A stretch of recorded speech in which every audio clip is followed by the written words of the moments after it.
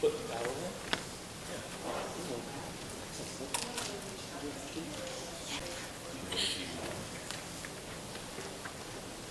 Next year we'll have to have like the theme music like playing while freaking bum bum bum bum bum bum. I have all these ideas like the day of. I'm like, oh man, that'd been so cool. Oh man, that'd been so cool. But it's okay, it's the first time.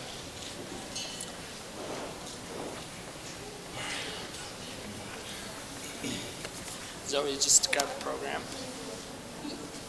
I have not seen the program. Probably want to grab one. Oh.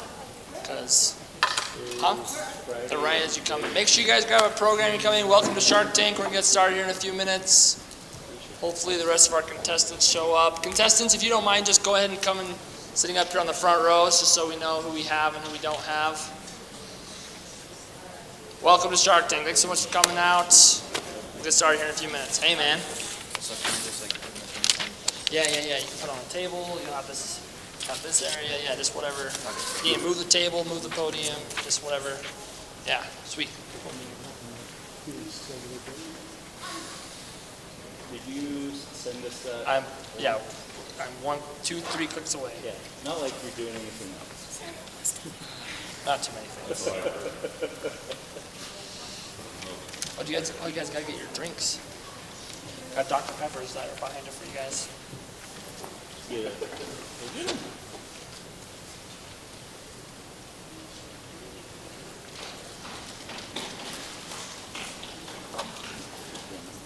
Okay, I just sent them to your email.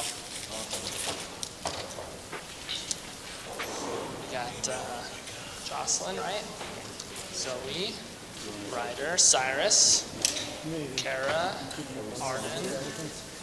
I don't have a program. Jaden Bassett in the house. Jake Despain still missing. Liv. Is Liv here yet?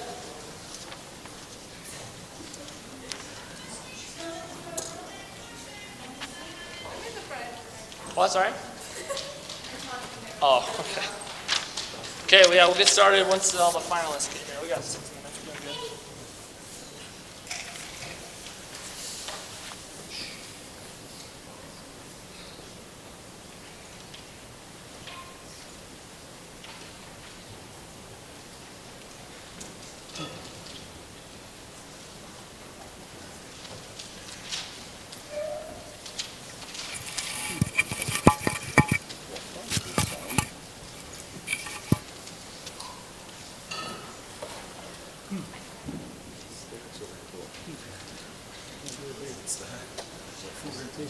We're doing good.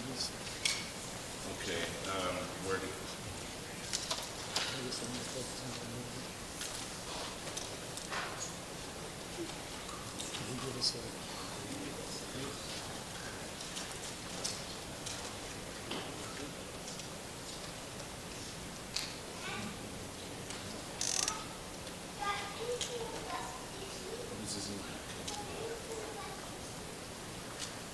So, were you looking at the these?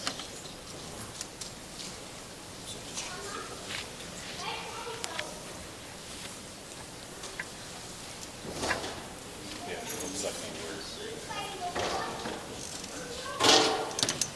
Unless it's wired.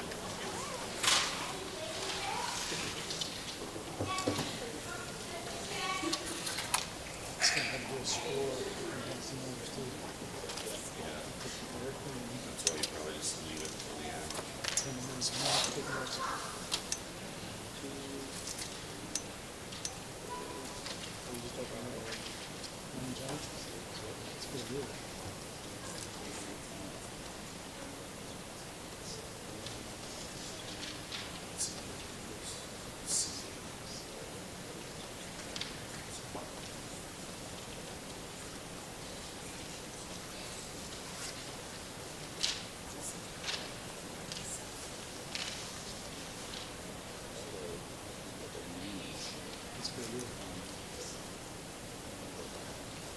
See, I did when you came to drawing the competition.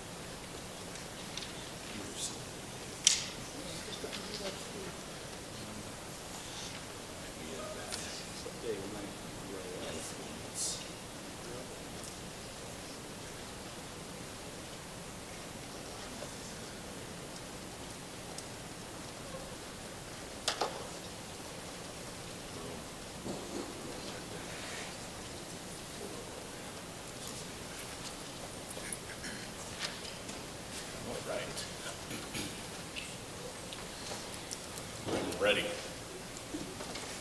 I'm out. Gotta practice. I'm out. Okay, I'm ready. Who's first? You want how much equity?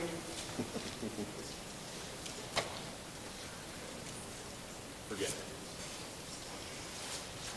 And we'll get a mouse. Oh, is that the, is this the way you're going? I think so.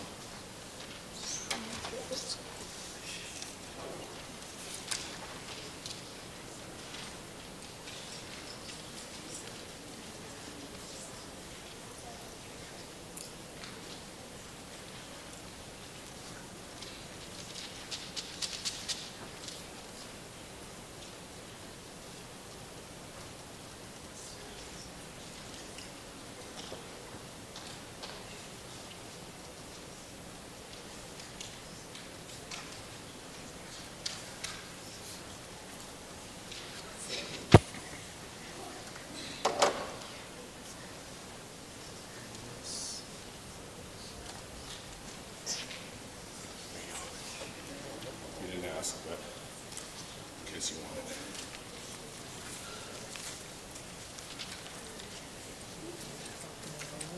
So if I just go in and I open it, if you open it one time, I'm just gonna go for, it's an image right here, right? Is that how it at the end?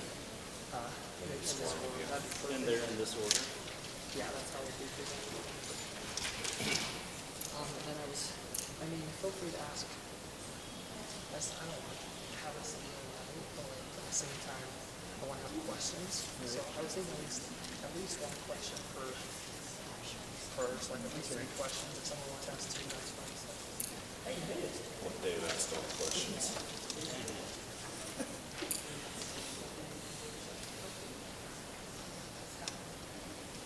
If we have any other finalists here that I can't see, make sure you're sitting up in the front so we can know when you're here as we know to get started.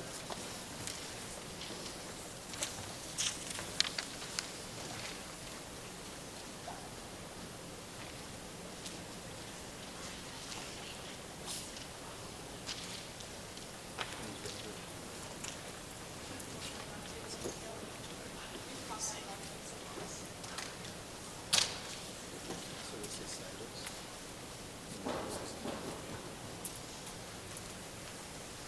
Jake, my man, good to see you.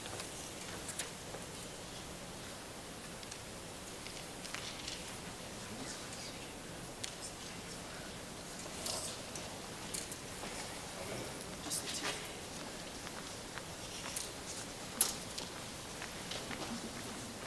He's got to get some for you.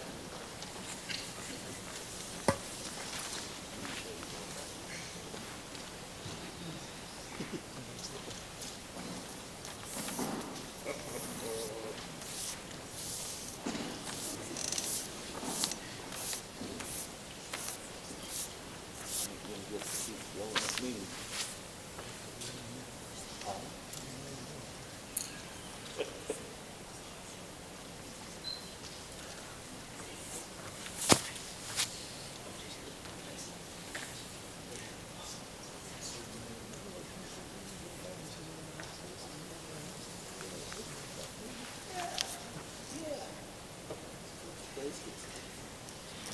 Kara, I didn't get it yet.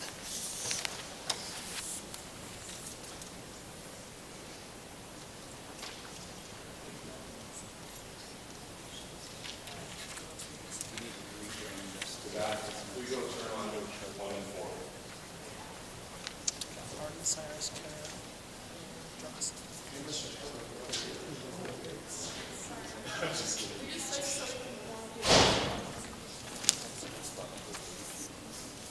Welcome everybody. We're just waiting for one more finalist to come, then we'll get started. Thanks for coming.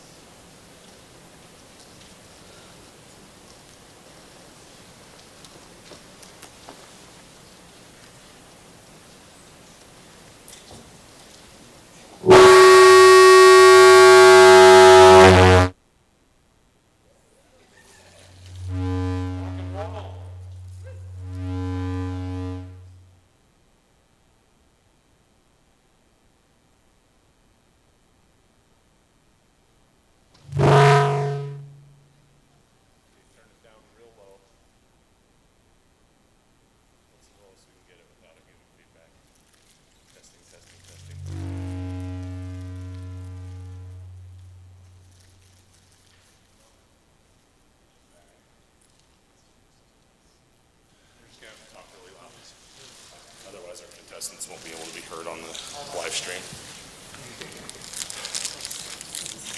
Sound equipment for you. Sorry, you're not too loud.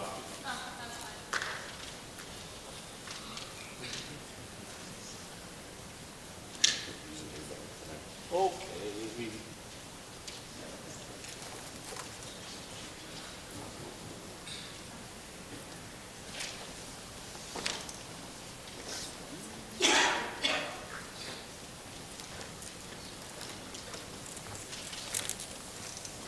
Okay, we'd like to welcome you guys all out to Millard High's first Shark Tank, and We are your hosts. I'm Liza Swallow. I'm Audrey Kemp, and we would like all of you guys to be very respectful. It is very hard for these people to come up here. It takes a lot of nerve and stuff, and they've worked hard on these, so please be respectful in everything. And we'd just like to thank you to our sharks for coming here tonight. We have Principal Derek Dearden, Mr. David Barris, and Mr. Joe Carvett. So thank you guys.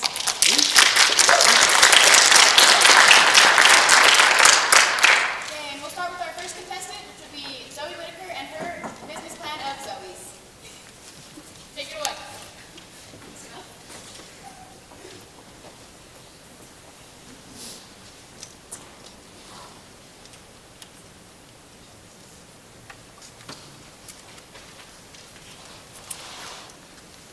Hello, everyone. Hello, sharks.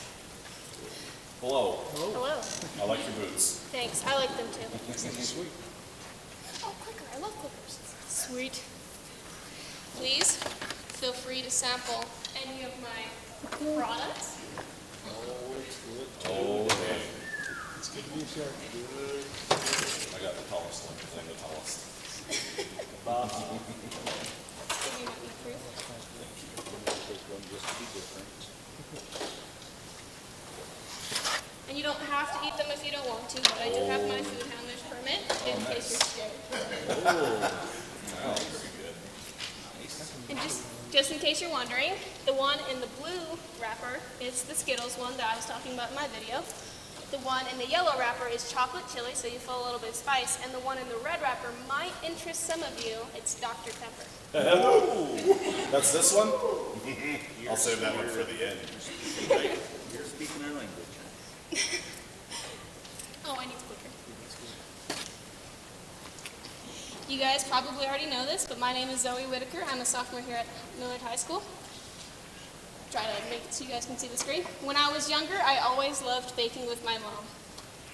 I was the classic eggshell dropping little girl. Some of our food had a lot of texture. It was great. Not gonna lie, I was pretty adorable. Anyway, for my 15th birthday, one of my cousins gave me a large, fun cupcake recipe book. She said it reminded her of me. I'm not sure what changed in me, but I just kind of became obsessed with cupcakes after that. After a while of trying the recipes, I made a goal to make cupcakes once a week and take them to people who can use some cheering up. Eventually, some people began to take notice. When my cousin was going to get married, my aunt hired me to make cupcakes for his wedding. Shortly after, my brother got married and I served at their reception. And I served cupcakes for my other cousin's bridal shower. This is kind of unrelated, but this last December, I also made the wedding cake for my sister's wedding. And it was awesome because she saved like $500. I showed these to just kind of show that I have some real experience in this area, but also to talk about how much I love doing this. And I know that sounds cliche, like, I love doing this and it's the only reason I do it. The money's nice too, though. I'm sure you've heard that plenty of times in movies and other things. But I never really understood that that could happen, but I guess I just really, really enjoy doing this, and everybody likes to see their hard work appreciated. And that's part of why I created Zazzies. Oh, wait, not yet. Many people that I took cupcakes to said that they were good enough to be in a professional bakery and suggested that I start one.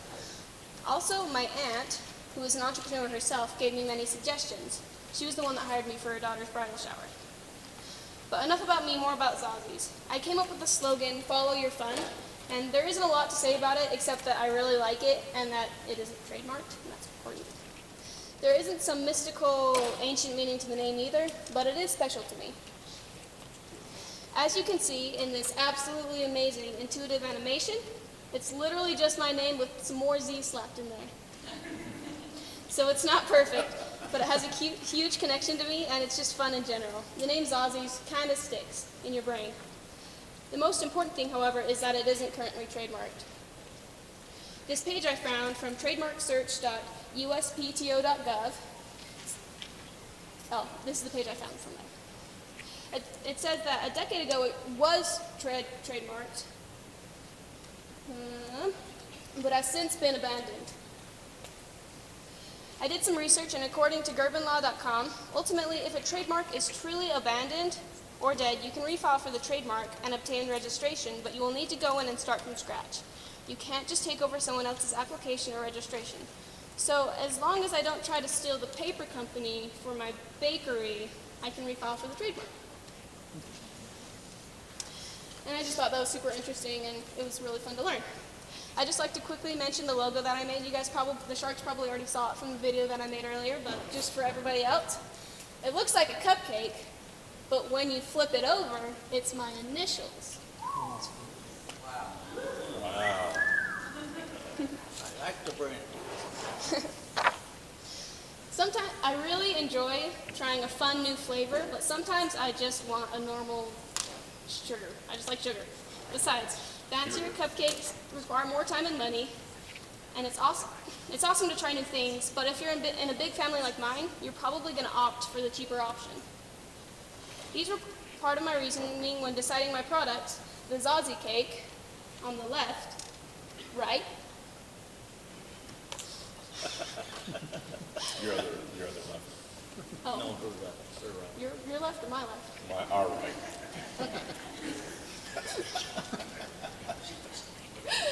And just a normal cupcake. Later on in the future, I'm definitely going to try to expand to many new products, but for now, these are the main ones.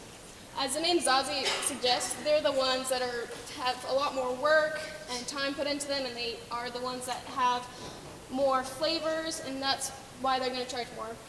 I'm going to charge more for them, but we'll talk about pricing later on in the future.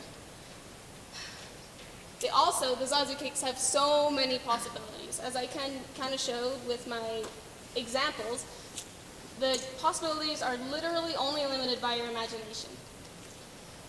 As you can also kind of see by the ones on the left, they're a word that you can use to describe them is trendy. So I'm mostly marketing to young adults and teenagers. Later on, we'll talk about pricing. I'm already cringing at the hashtag Zozzie selfies all over Instagram. It's going to be beautiful. For my market research, I went around and asked 30 people from different grades and backgrounds and a few teachers a few questions. The Sharks probably already have a good idea of what I did from the video, so I'll try to be brief.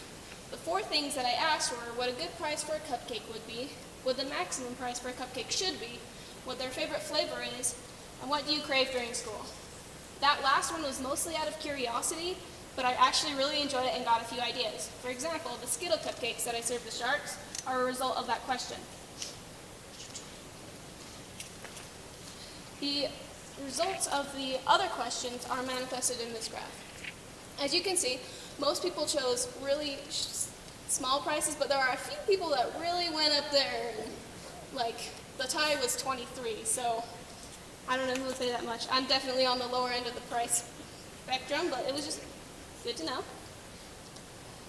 So a large people thought that about $2 would be good for a lower end cupcake, just an average one.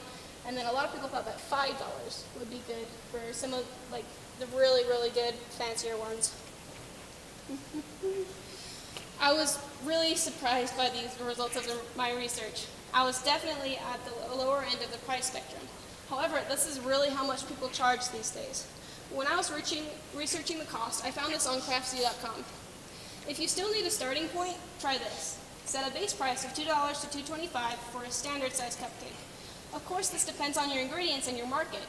If you create higher end cupcakes in a major metro area, you probably can and should charge more. Which they really do charge this much. These are just some results that I found from places around here. Salt Cake City charges $2.50 for a normal cupcake, while Wanna Cupcake and Cravings Delicious Cupcakes, they both charge $3 per cupcake. And finally, let's calculate the production cost and find our price. Dry ingredients cost 6 cents, wet ingredients cost 10 cents, the decorations cost 9 cents, and my work costs 40 cents per cupcake. I decided to give myself $20 an hour because, I'm not going to give myself minimum wage if I'm starting up my own business.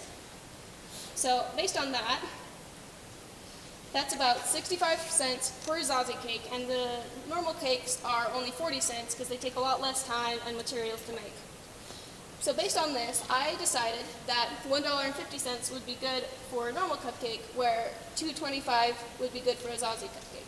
We know from our market research that we could probably even charge up to twice as much as this and still see success, but I wouldn't feel good charging that much. I'm a cupcake fanatic, and if I wouldn't pay for it, then it's too much. Besides, that's still a 300% markup. This way I can feel like I'm getting enough money for my work, but I'm still not cheating people. Apologize. Nobody asked me to do this. I didn't need to do this, but I still went ahead and made a store layout. That's kind of hard to see. This took me longer to make than I'd like to admit. First, we have the main bakery area. Then we have the kitchen, the office, some storage, and probably the most important, the room with the porcelain throne. As you may have noticed, there are a few elements in this that I would only have to be in my dream bakery, such as the revolving doors, and there's a little jukebox there. I also played with the idea of having a little train come out of the kitchen and go around the room or maybe around the table, carrying cupcakes. Just think of how awesome that would be at kids' parties or adult parties, I don't know. It sounds awesome. Since I would like my first bakery to stay in Utah fairly close to home just because I love it here, I think that I would probably set up somewhere near Provo area. I would love to stay in Fillmore, but there's probably not enough business for the kind of bakery that I want. Finally, we have our game plan. Although it is possible to run a business and do school at the same time, I'm choosing not to do that. In my research, I did discover a few young entrepreneurs that had to balance their business and regular life. Long story short, they didn't have time for sports, clubs, religious activities, school events, and family. I'm sure it works for them, but I'd rather just wait till I'm out of high school. So for 2021, I'm planning on growing my talents and only doing orders for special events. For the rest of high school, however, I'm planning on really preparing myself to be able to open a shop whenever I want, whether that be right after I graduate or after a mission and or college. In order to do this, I would like to complete the business CTU pathway, maybe sell cupcakes at local businesses. I already have permission for the Merck and Kanosh. And work at bakeries during the summers to gain hands-on experience and get paid for it. That was one of the tips that my aunt gave me, who is an entrepreneur herself. Also, I would like to try to gain the rest of the certification necessary for a business, such as a sales privilege license. Woo.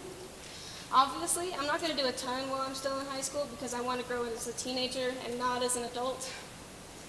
Anyway, let's assume that I try to start a business as soon as possible, right after I get out of high school. Unfortunately, things cost money, and buildings are no exception. After I graduate in spring of 2023, I'm likely to find employment, preferably at a bakery, and save money clear through 2024. After I've saved about $30,000 to $40,000, I can apply for a building loan and get to work in 2025. After this, hopefully business will be good enough for me to pay off the debt easily enough and maybe raise a family. Eventually, expansion could also be in the future. Whether or not this ends up being my career in the future, I'm so grateful for the time that I have and will continue to spend helping others' lives and my own to be just a little bit sweeter. I hope that you all enjoyed this. Thank you for your time.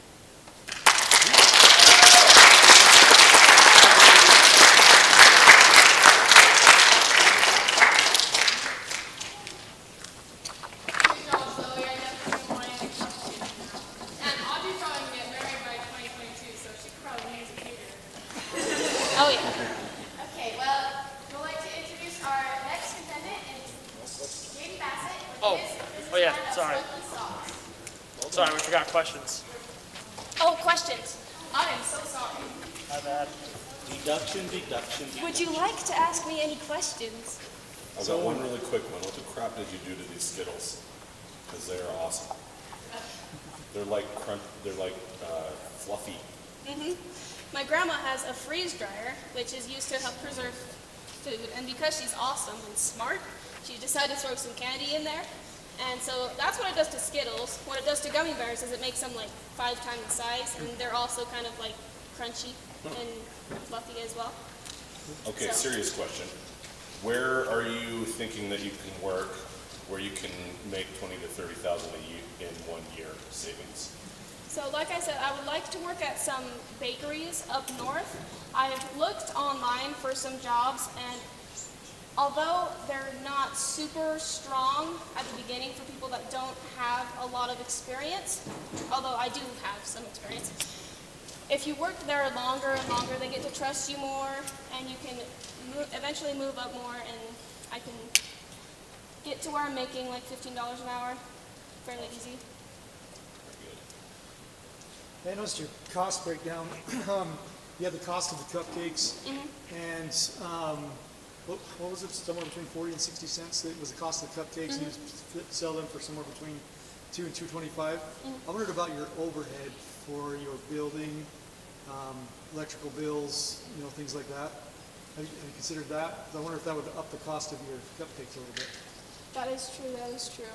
I wasn't 100% sure about that, and I did not include that in the cost because it doesn't affect it a lot, especially per cupcake. Like, the bills don't directly affect the cupcakes near as much as these things. It would probably only be like 0.1% of a cent.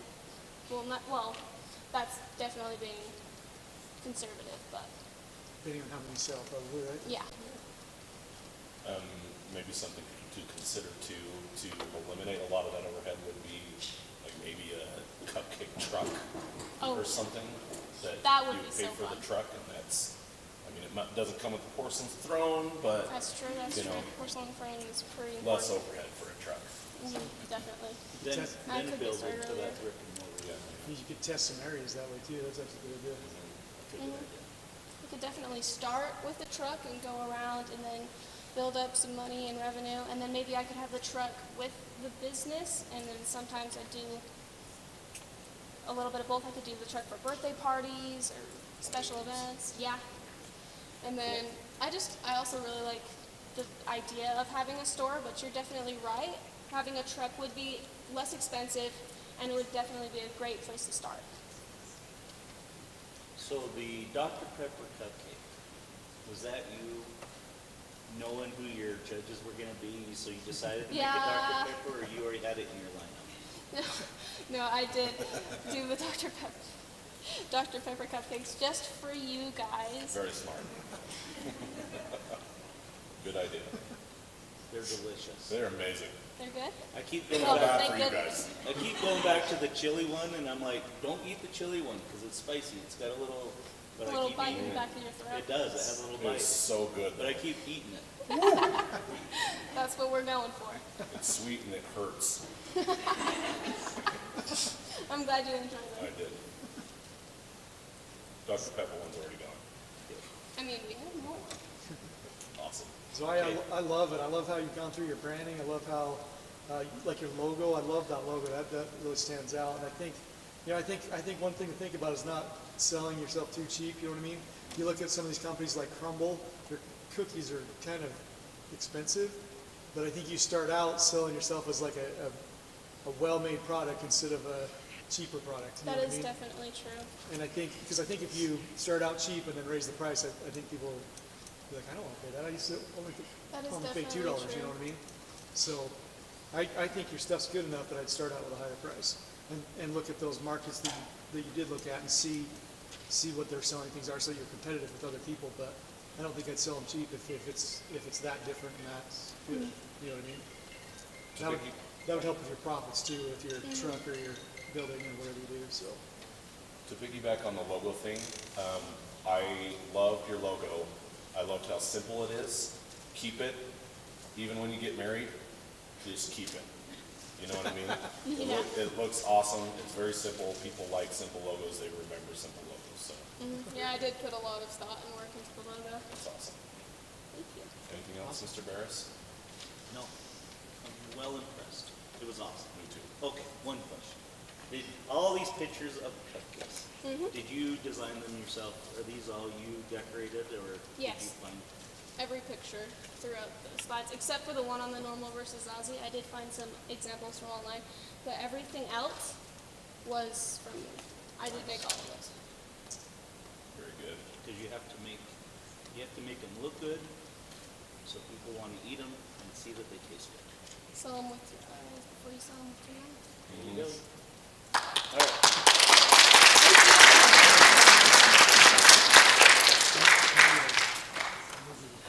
I'm just gonna move these off to the side so the other contestants can have some room. Okay, our next contestant will be Jake Bassett, and his business plan is Funky Sauce.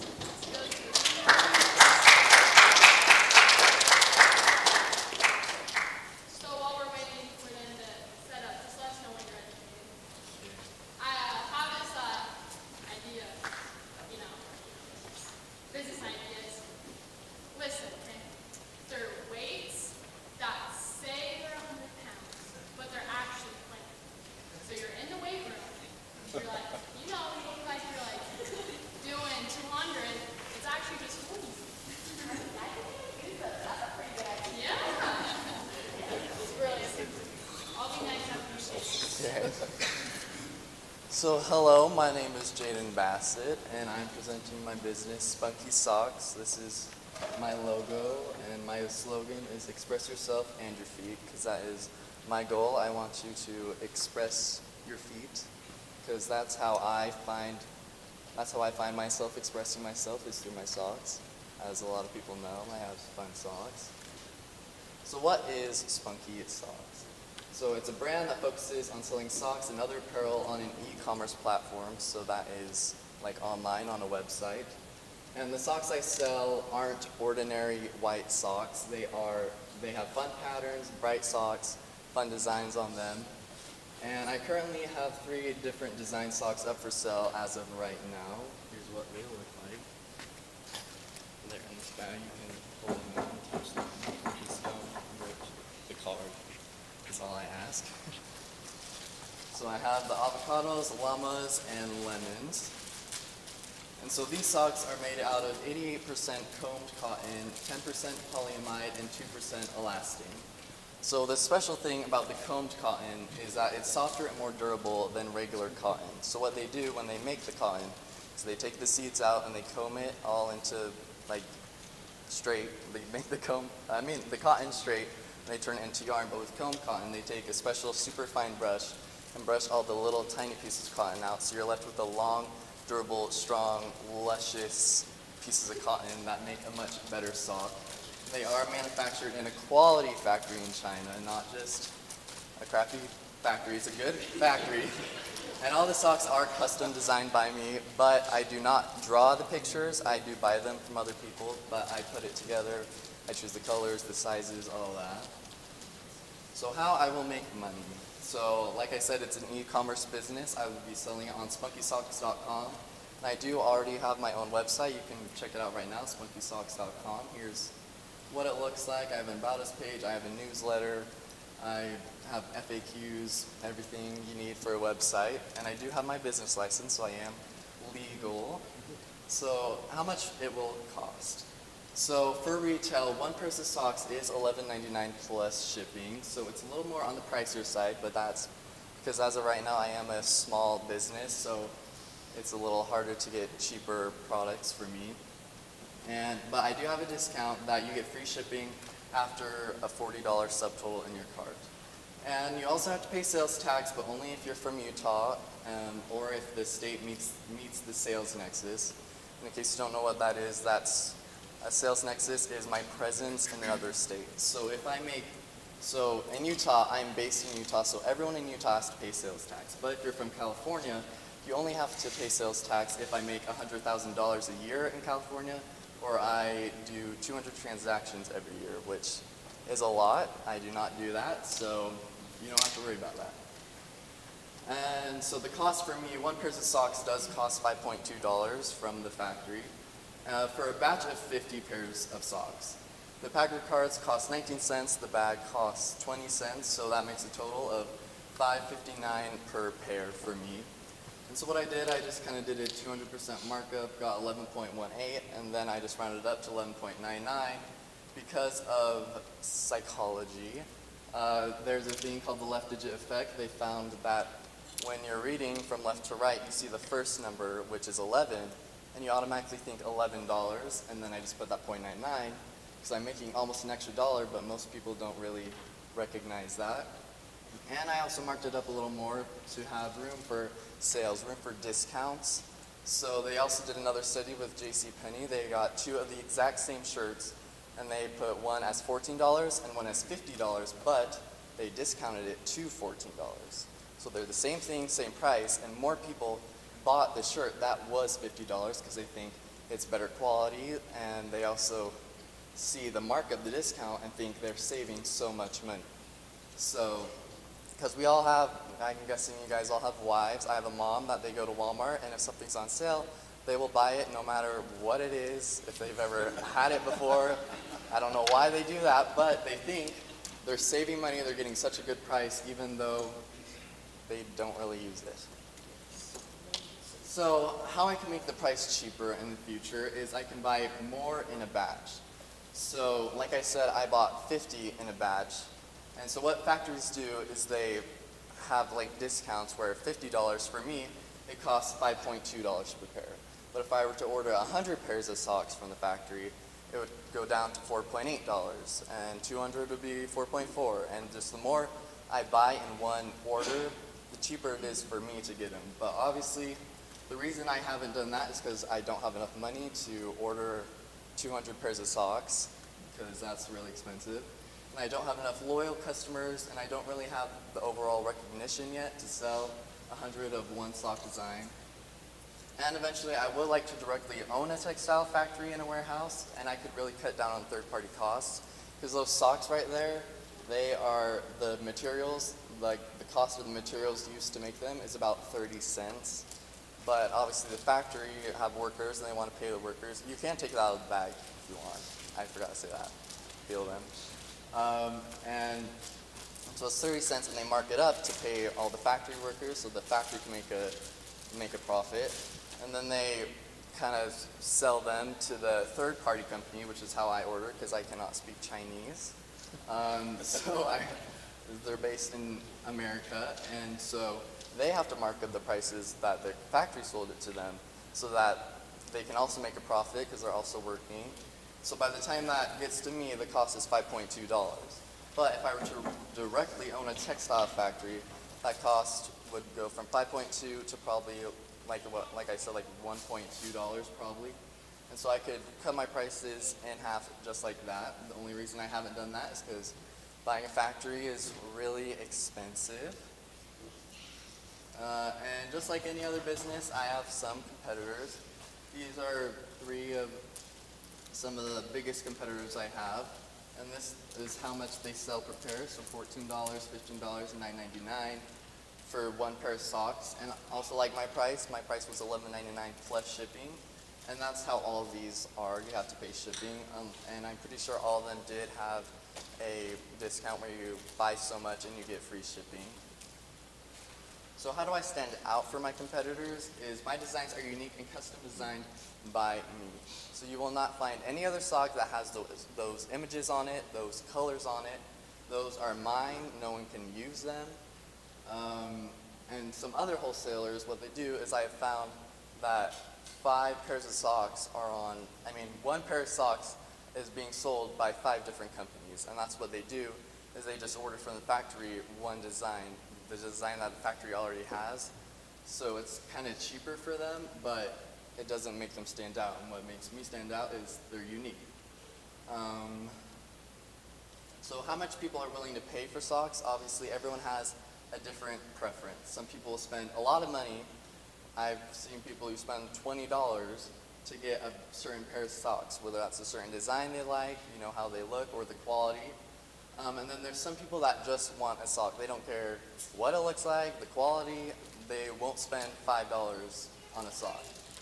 So obviously there's a lot of variation, so it's kind of hard to find out how much people are actually willing to pay my price for my socks. So now the marketing. So my target audience, the people who I will mainly be advertising to and wanting to sell to, is the middle class people. They have more money, they're willing to spend more on my socks. The high class people are going to spend $100 on Gucci socks or something. And the lower class is obviously not really focused on, you know, cool socks. They just want socks, you know. This is just kind of what I've seen. I'm mostly targeting men. I've seen more men wear crazy socks than women. Not to be sexist or anything, but the ratio I have found is 65 men and 35 women. It's just kind of the ratio I came up with. And I'll be targeting people older than 18. And why I put that little plus and not a certain age is because everyone wears socks. Everyone loves fun socks, I guess. So I couldn't really target it down to a certain age group. But the only reason I didn't do like 16 plus is because people 16 are most likely living in their parents' house and their parents pay for their clothes, so there's no reason for me to advertise to them. They don't even buy their own socks. So, and then the United States, that's mostly due to shipping costs, because for me to ship a pair of socks to clear on the end of Maine is about $4. But for me to ship a pair of socks to Toronto, Canada, which is closer, it's about $15. So it's quite a bit more because it goes through customs and borders and everything. Same with London. To ship one pair, it's like $30 to ship overseas. So I'm guessing no one really wants to pay $30 for shipping, so I'll mostly be targeting the United States. And this one's an obvious one, people who show interest in spunky designs or socks / clothing. So I don't want to be advertising to people who've never worn a crazy pair of socks in their life. You know, I want to make sure that they like my kind of socks. So the way I'll be advertising is social media mainly, because it's one of the most successful ways, like Instagram, YouTube, Facebook, Twitter, TikTok, and why these are why social media is such a great thing to advertise on is because you can advertise directly to your target audience. So if I were to play a commercial on TV, that commercial, the people viewing the commercial are going to be whoever's on the channel. But with social media, I can tell Instagram directly what age group I want Instagram to show the ad to. I can choose what gender, what state, what country, you know, their interests. I can advertise to people who follow certain people, you know, things like that. And so it just makes, you know, it cheaper, obviously. I can spend less money on advertising because commercials can cost hundreds of dollars, and I'll probably get less sales than spending $5 to promote a post on Instagram, and now I have 5 sales compared to probably like 1 sale with a commercial. And also, it does have free advertising. I don't have to pay anything, and the whole world now has access to my ad without me having to pay a single penny. And also, with social media, there's an algorithm to every single one. So if I'm just posting, you know, if I post at certain times of day or post, you know, certain hashtags or whatever, I can get a lot of people to see my posts on social media. I've seen small businesses on TikTok who have gone from having an order a week, you know, a little side hustle. They post a video, it gets millions of views, hundreds of thousands of likes. They automatically go from a small business to a huge company, a full-time job, just because of one video they posted on TikTok. So the future of my company, what I like to do in the future, is, like I said, directly own a factory to dramatically cut my prices. And I'd also like to expand on more clothing accessories like hoodies, shirts, sweatpants, sunglasses, hats, you know, to get a little more variety instead of just socks. I could make more sales in that way. I'd also like to sell outside of just my website, you know, get some deals with Target and Walmart and sell it on bigger online retailers like Amazon. I'd also like to have my own store. That's a bit of a stretch because you don't really see much sock stores, but it would just be a little fun thing to have, a little pop-up store. And I think that is the end. So do you guys have any questions? Why only 3 designs at this point? So I've just barely started, and like I said, it costs money to buy all these socks. So it's per design. I can't order 50 pairs of socks and have different designs and still get that same price. Because to order a batch of 50 pairs is $260. And so to order 3, that's already going up to $700, $800. I don't really have that money. I am working on more designs. But How long have you been doing this? for a couple weeks since I've been open, but I've been working on it since November. What's your sales at right I have, I don't know, probably like 20 pairs sold in the past 2 weeks, maybe. now? Where are they going? Are they primarily around our area or? Yeah, there's been quite a few in our area, but I have sold some to some people up north and a couple, like I've sold like 2 in California and 1 in Washington, I think. Have they found your website? Is that how they found it or how did they? My guess is mostly social media because I do see some people who I had no idea following my Instagram account or liking my posts. Do you have a website yourself? Yeah, spunkysocks.com. What is your plan? You talked about getting into Amazon and Walmart. Yeah. What's your plan to do that besides just social media, which is great, but it can only take you so far Yeah. until you can get into Amazon or Walmart. What's your plan there? Yeah, so obviously this would be after high school. I don't want to worry about it right now. And once I make enough sales and can show that I'm like a good company, people actually like my products, I can take it to Walmart and Target, set up a meeting with some executives and say, hey, can we make a business deal? I sell you this amount of socks and you sell them on your shelves, pretty much. So you talked about after high school. Where do you want to be in 5 years from now? How old will I be? I'll be 20, so I am planning on going on a mission, so maybe my family will run it, or I'll just kind of put a pause on it and get back to it once I come back. But it will be like a home-based business until I get so big I can't fit it. So like get an apartment or a condo or something and just have a room full of socks and I ship them out myself, pack them myself. And it's a lot cheaper that way so I don't have to pay for an office or a warehouse or anything like that. I love the packaging. I think that the color scheme is really good. It's very specific, and I love that it even comes with a business card for your socks, which I think is awesome. That's fantastic. So this is what I thought was The bag is awesome very nice. too. Yeah. This bag. Yeah. I like the saying on there. It's express yourself and your feet. I think that catches you. Yeah. It's cool. Very good. Question for you is, if I'm wearing a pair of spunky socks, how does somebody else know that I'm wearing a pair of spunky socks instead of happy? They do have the website on the bottom. Perfect. That's right. So in case you ever forget where you buy them, you can just look on the bottom. That's what I was And looking they show for. the website. That's what I was looking for, to see if you had any embroidery or that. Awesome. Because you have to be able to, when you kick your feet up, so people have to say, oh, that's where you got your socks. Free ad. Free advertising. Anything else? You've done some TikTok videos and different things like that that have gone fairly big. Have you ever ran your people with your socks in there? Yeah, I do kind of post on my personal pages to kind of get people over to my stores pages and get them to my website. Okay. I think people are, like you said, they're picking their feet up on something and they see that on video, even though even though you're not really advertising for that, they'll see that on the bottom of the socks and they'll go for it. So, that's cool. I like it.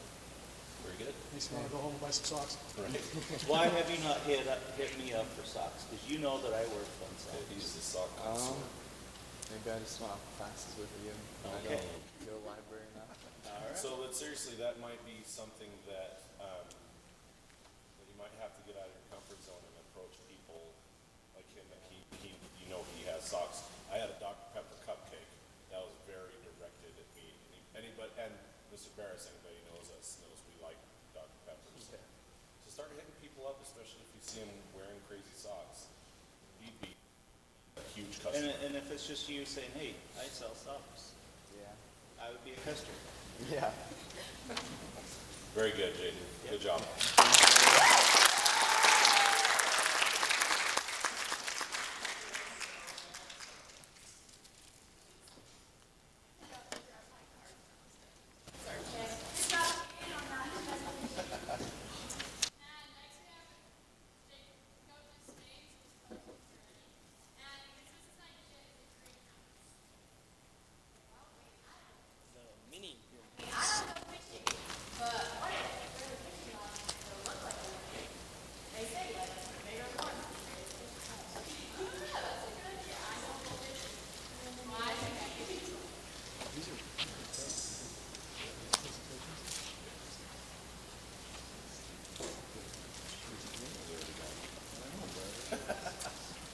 If anyone has a business idea that they would like to share with the audience, you can call 555-2054.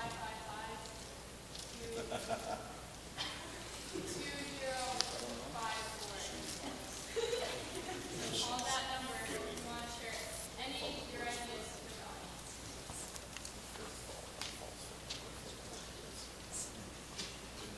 All right. So my name is Jacob Despain, if you didn't know that. My product is the mini greenhouse.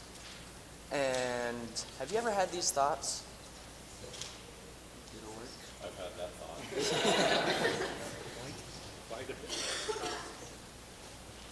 What's happening? Why did you spend so much money on Dr. Pepper? There's where my brain goes. It's on sale. Good enough, that.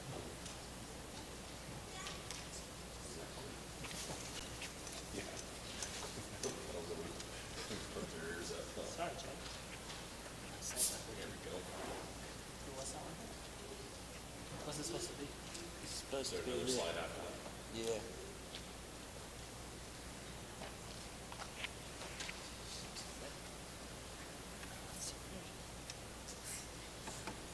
There it is. Okay. Alright, let's see if the clicker works. Okay. Alright.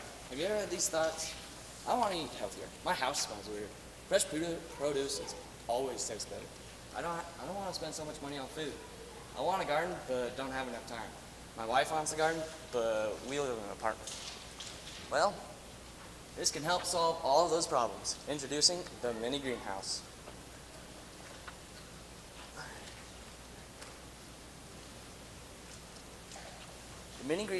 The mini greenhouse is an automated mini farm that grows fresh produce for you to snack on or make a meal with.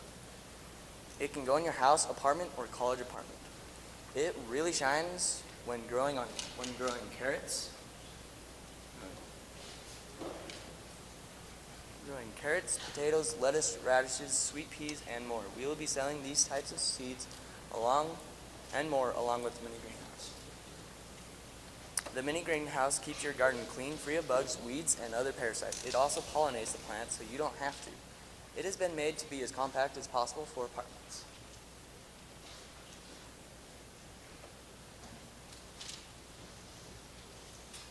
Mini greenhouse has several features to help keep your plants healthy and producing well. For starters, it has an automated water dispenser with a sensor. Make sure that your plants are getting the right amount of water so they will grow well, so they will grow perfectly. It also has a thermometer that helps keep it at the right temperature and humidity levels. A computer with a database holds a lot of different types of plants and the conditions that are perfect for all of them, which means all you have to do is type in what kind of plant you got, and then you're set. Also, if there's more than one different kind of plant in the mini greenhouse, it'll find the median and set it there. So, like say if you got sweet peas and a totally completely different plant, and they have two different conditions, it'll find the in-between and make it that, which should work, which will work. It also has a sensor in the dirt, which will tell you when you need, or alert you, when you need to re-fertilize your dirt so that your plants don't die. There's also the option of connecting it to your sink so you don't have to fill it up at the end of every week. Didn't work.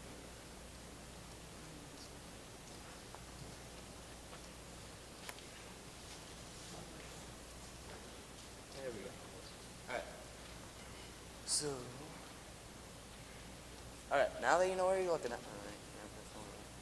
the average size of an apartment, which is what I'll be targeting, is about 941 square feet. The kitchen is usually 10% of that, which is 94.1 square feet. The product is 16 square feet, and which means it'll take up about 70% of the kitchen. And it is estimated to make 32 pounds of food a year and 2.6 pounds of food a month.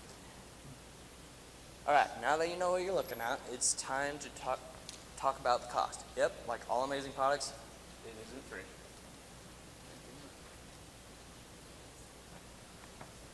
So the cost to make this will be around $750 and to manufacture, and we will be selling it for $850. Which, yes, is a lot, but don't forget, this is an investment. While unlike other products, this one will be giving back. Right. So now that we have gone over the cost of the main product, let's talk about how we're going to go forward. Before we launch this amazing product, we will send 10 items of this product to some customers for 50% off, while in turn they will give us feedback on the product, on the problems that manifest or surface while they have this for a 6-month period. Then the following year we will release the new product, new and improved product, our main focus will be families and college students. We will advertise on all social media along with selling the mini greenhouse in garden stores as well as our own new online store, The Spain Gardens. Along with the mini greenhouse, we will be selling gardening products for those who have the time or space to garden. We will be selling the different varieties of our product. We will also be selling the different varieties of our product that are still in development.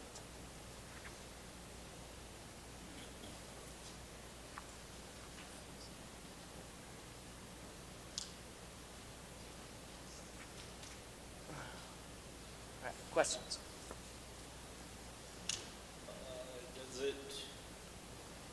Is it required to have a certain kind of seed, or can I just go to the IFA and get? So for some of the seeds that are over 2 feet tall or 3 feet tall, yes, you will have to get a certain kind of seed, and we will be selling those along with the product. But for starters, we will sell them only on our online store, but later in the future, we will be selling them on other stores. Where is your online store? It has not been created yet, but after high school, I will start focusing on it. What is you said the startup cost is $750. What do you get for $750? Is it everything? Are we talking dirt, fertilizer, Okay, so everything? that is only for the product itself. That doesn't include dirt or fertilizer or the water or seeds So it's $750 for just the product. for you, but $850 Yeah. for me. Yeah. That's his cost. So you're getting $100 Yeah. off. But I do plan on on our new online store, if you buy our product, then we'll also be selling seeds and other stuff for this product. If you buy the product, then you will get 50% off other things that go with the product. So like seeds, dirt, fertilizer, you get 50% off if you buy the product with it. So your price point at $750, you said that's the cost. Is that including labor? No, Okay. How That's long the does it take including you to make cost. one? I do not know yet. So what does you kind of asked this, but what was the $750? Is that That is all the parts included. That So is what all is- the parts what's it the takes. What is it made out of, I guess is, What? what's it made out of? It'll be made out of plastic and a certain hard plastic. So imagine, have you ever seen like those future car thingies? They're like really clear on top and then white on the bottom. It's sort of going to look like that. So I'm just picturing it taking up an apartment kitchen. And is it gonna be movable? It's going to be like a, yeah. It'll Is be, it, it's so I can, if I don't like it in this spot, I can move it around, or is it Yeah. gonna be too heavy to move? it shouldn't be too heavy. There's not going to be, unless you have dirt in it, but we will have another development where there will be wheels on it. So So have you made any yet and just don't know how long it took? You just have to. Okay. just haven't made it. No programs. So how does the computer and how does the moisture and the dirt sensor know? Is that technology already out there? Yeah. So So you know how you take a sample of your dirt and then you send it to a college and yeah. And if you look online, there's already dirt sensors that if you put in, it tells you how much nitrogen and other things are in there. So yeah, did you cover that and I just missed it? no. Oh, Is there a plan to have any kind of sensors that say that there's any like toxins or any kind of unwanted plants in the box? So the dirt that you will be selling should be heated so that there aren't any weeds or other parasites in the dirt, so that when you plant, there shouldn't be anything else in there. But hopefully we'll find some technology that will tell you that, yes. So okay, one question that I did have, and I'm trying to narrow it down, is so your target audience is apartments, right? Or smaller homes with less Space, yeah. space. So how does it work when it's winter time and it's covered in snow? So this will be inside the house. Always inside? Yeah. Okay. And if not, we'll just have to put a thicker plastic on with some not conditioning, some stuffing or something to keep the heat in more. Insulation. Yeah, insulation. So all the lighting is inside? Yeah. Okay. It'll be, all the wiring and everything will be protected in a plastic container. I think you'll have to provide a warning label that states that this is meant for growing illegal plants only. Probably. I don't think I have to worry about that as much anymore. isn't everything legal now? Probably. No, that's it for me. No, good job. Yeah, Yeah. that was good. All right. I wish you had one already, 'cause I was Yeah. like, sweet, look me up.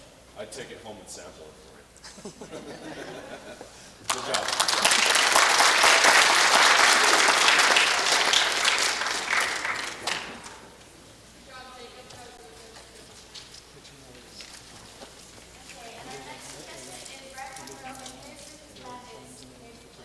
And just a reminder that the winner will receive $300, and then second place will be $100 prize, third place $50, and then fourth place $25. So this is getting down to business here. Haha.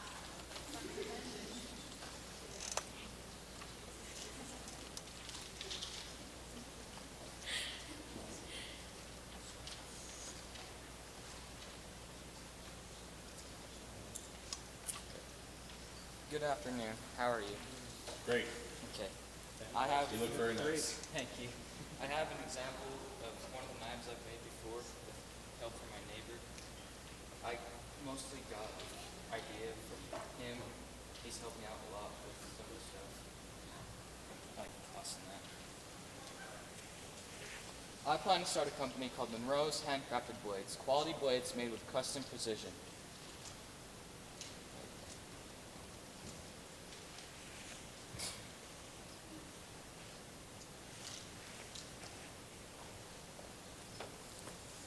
It goes backwards, but does it go forwards?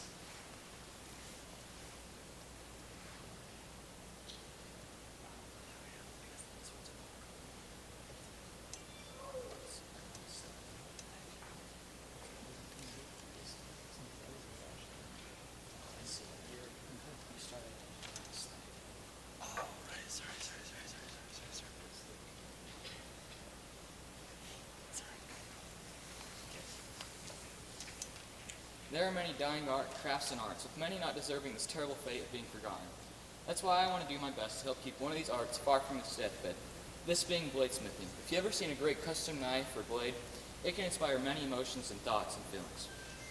There are great works of art, and many people want one of their own. Unfortunately, there are not many custom bladesmiths or blacksmiths out there who have not completely automated their process and are pumping out crappy, low-quality blades. They've strayed away from the handmade aspect. This is a shame, and I plan to start my own company called Monroe's Handmade Blades. This company will combine the best aspects of automation and efficiency with custom quality and the handmade aspect. This endeavor will be a little expensive to start with, but will soon enough with the right marketing strategies, this being word of mouth, a website made by myself or with WordPress, and the live streaming of the process on Twitch or YouTube. It will start pulling in profit for me pretty soon. I especially believe in the last strategy of marketing. In my judgment, I believe it can pique the interest of many people because of the huge capabilities of the site Twitch. It has around 140 million monthly active users, and if only 0.001% see my content, that translates to 1,400 potential buyers and donators. A few of the starting costs to make my business as well as recurring costs include a good caliber forge, one of the most important items to make quality blades. These can range from $150 to about $1,000. I plan to start with the $300 Hell's Forge portable double burner forge. This is less expensive, but it can serve my needs, as well as a few different sanders and grinders are needed, such as an angle grinder, around $50 to $150. I would plan to start with a $100 angle grinder, and then a belt and disc sander. I can knock out two birds with one stone by doing that. Huge price range, about $100 all the way up to like $2,000. I saw a couple $200 price base ones, and I thought they were very well, and they can serve my needs. And then adding in a few handheld sandpapers for around $10 each for sharpening the knives. The next big starting costs are the hammer and anvil, the most widely seen and accepted symbols of the blacksmithing business. A good hammer set can cost around $50 with some outliers. I think this is a great cost for good quality tools. The next but large but almost completely necessary cost is the anvil. They cost around $150 going up to $5,000. So huge, different outliers, but I plan to go with the cheaper one and work my way up from there. To power the forge, I'll have to have propane. This will be one of the few recurring costs which will be quite varied, but a 20-pound tank can usually last around 8 to 7 hours, while the forging of an average sized knife can take 1 to 4 hours. With these numbers, it goes to show that I can make at least 2 knives with one full tank. Some of these knives do not even need to use the tank except for the making of the handle. These being rasp knives. If you've ever seen like a horseshoe rasp, they're very cool knives with cool patterns in them. The last recurring cost is the steel. I'll mostly be using Damascus steel. The knife you have right there is Damascus steel. These are a few different versions of it, like the Raindrop, and then a couple others. These will cost around $20 per knife. And then I plan to let the customer choose from a huge selections of steels, woods, resins, and rubbers and bones for like the handle and blade. And add that into the cost of a single blade. This will help to not drive me down in costs, but will help with the custom qualities so I can make tons of different types of knives and be all around connoisseur, I guess. The total cost of these, not including the recurring costs of it and a one-time starting cost, add up to around $800. This includes all the costs that I know of at the time, but I can easily add in any other unknown costs. Knowing these costs, I can price my knives based around my skill, which will of course increase in time, and the first dozen or so will be at a detrimental cost to me, but after that I can start pricing them around $150 to about $300 based on the quality of the knife. I know that I can earn back my starting costs pretty early on after about 7 knives. I start earning enough money to pay myself or upgrade my setup to make higher grade blades with less time put in. After I worked at the skill for a while, I can potentially start offering classes which can earn me even more money to upgrade my tools and pay myself. In conclusion, I believe that this is a great business opportunity and idea with a potentially large market to sell to, and I also think that there's much room for quality blades in the market. With most of my competitors pumping out their crappy, low-quality blades that break after a few uses. At the end of the day, I believe that this is a great opportunity for me, and I hope to see much success come out of this idea in the near future. Any questions? Yeah, a few, let's see, really quick, just to jump right in, why just Twitch and YouTube? I mean, I can always add more, but those are just some of the huge streaming sites. Like, I could do it on Facebook Live, but there aren't that many people that would use it, except for, I plan to go for like the younger crowd, like 40s down, and I can always add in more if I can see the potential being an upside to me. So speaking of the younger, or of the younger crowd, just in my own personal experience, I know that a lot of blacksmithing is being shown and advertised on TikTok like crazy. So that might be one. I agree with you. I think Facebook is probably not necessarily the demographic you would want to be looking for. I think the two that you mentioned, and if you look into other ones, especially TikTok, those are going to be huge for you to get your word out. Yeah, I could absolutely add those in at One any more, time. one more for me, if you guys don't mind. So packaging, can I see that really quick? So how do you plan on distributing it? Is it going to come with a sheath? Because that wasn't mentioned in your costs. I've never worked with leather before. I So had it'd that be like a third made party. for me. Yeah. Okay, I could always learn how and make my own. but that would cut into time and cost and Yeah. everything too. So maybe a thought would be maybe a cheaper packaging or a cheaper packaging option if they don't want the sheath and they can get their own, or you can outsource it, Yeah, that's a great outsource idea. the sheathing to somebody who doesn't know. Okay. Just questions about your history. Are you currently blacksmithing? Are you smithing right now, or are you? Not currently. I did it last summer. I did a railroad spike, and I made it into like a big knife about like this big, and I gave it to my grandpa. And I had a fun time with that, and I can always start it back up. So are you just like I watching? plan to do this after high school, So you're just watching like YouTube and Yeah. finding out? Okay. finding out more about the Okay, process. so you're not apprenticing under anybody, or you're just self-teaching? Okay. Mhm. I think he asked the questions that I had about why Twitch, why limit yourself to just those two, but you've answered that. So did you make this blade then? Yeah, with How did you get the design on there? The design's kind of cool, like actually on the metal. like for right now, these are like this was just bought, I'm pretty sure, and then some of this was from my hand because it comes out differently for every person. If you hit it hard, it just depends on the difference. And forging marks right now in the market, if you can have a knife with forging marks, like to show the handmade quality, it can really up the price in the finish. Have What- you, go ahead, sorry. I What- just, Sorry. we're stepping all over each Yeah. other. What was your price point again? Because I It missed was that. $200, and that undercuts the market. According to Gear Junkie, it's about $500 to $1,000 per knife from other bladesmiths. So I can undercut the market and sell better knives, and still make about $140 worth of profit per knife. And have you, how many knives have you made? Two. But And have you tested them to put them through a yeah, I've been carving stuff with them for quite a You while. batoned with them and they've held? How many knives can you make in a day?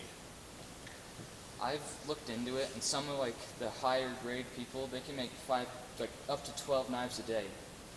I could probably start around 2 to 3 at a time, at a singular time, and then up it with just based around the time I have after like school or work. What, you mentioned your target age and things like that. What's your target market as far as what are they going to use the knife for? Is this mostly hunting? Like what? Yeah, I plan to do mostly like skinning knives, hunting knives. Just like maybe try to get it into like a hunting and sportsman store if I can get those kind of orders in. I think Joe's got a gun cabinet or something. Cool. That was it for me. All right. Thank you. Good job, Ryder. Thank you.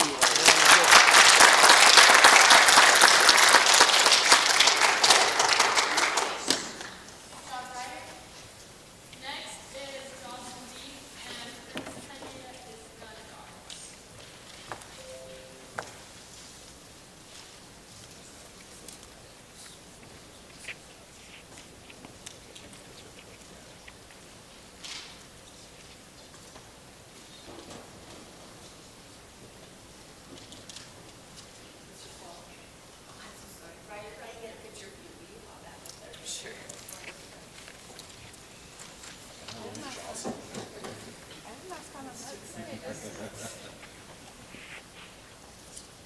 Pretend like you're talking.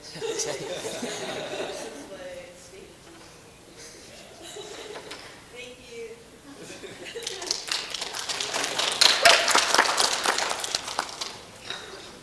So while he's getting that up, I'd like to mention that I do not have this product because when you will see it, it is very expensive. And the technology for it is there, but as you can see, I'm still a high school student, so I can't do that. I appreciate you telling me that. And nothing is for sure. I'm not for sure going to do this, but it is an idea. You can take your mask off. So I can steal it from you, is what you're saying. Huh? He's trying to steal your ideas already. Oh, okay. So, I'm going to stay over here. My idea was gun guards. So, first I have a question. What is one of the most feared things by mankind? This would be death, is one of the many. Obviously, there's others like sharks, but this is one of the stronger fears. Attempted maneuvers around this have been medicines, surgeries, implemented solutions, such as seatbelts in cars and airbags, and other medical remedies like lotions, but all of these only lead to avoiding the inevitable.